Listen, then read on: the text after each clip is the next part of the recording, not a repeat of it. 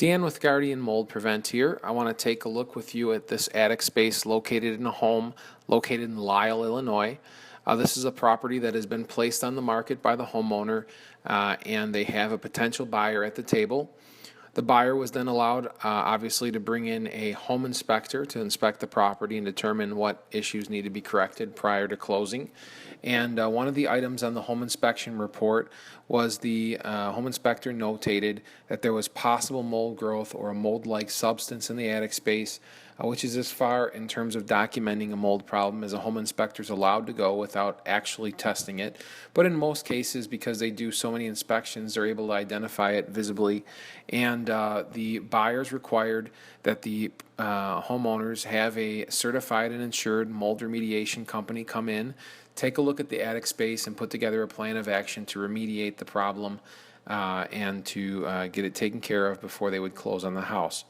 So we went out and took a look at this attic space, and as you can see at the lower portions of the roof, from the soffits up approximately 4 to 6 foot in some of the higher spots, there's some discoloration on the OSB plywood, and this discoloration is essentially mold growth that is developed because the attic is insulated improperly and there's not enough roof ventilation in this attic space. So we came in and we took a look at it, put together a scope of work. Now you can see here in this diagram that your attic space is meant to be insulated at the top of the ceiling, keeping the house air conditioned, heated and air conditioned air out of the attic space. At the lower portions of the roof, there's meant to be sufficient soffit ventilation that allow the air to get up and pass the insulation into the attic space. And then there needs to be sufficient upper ventilation, whether it be mushroom vents or a ridge vent, that allows the warm air out through the attic. In the winter time, if any of these are deficient, what happens is warm air gets trapped in the attic space and you've got ice cold roofing members. You end up condensating and then ultimately getting mold growth.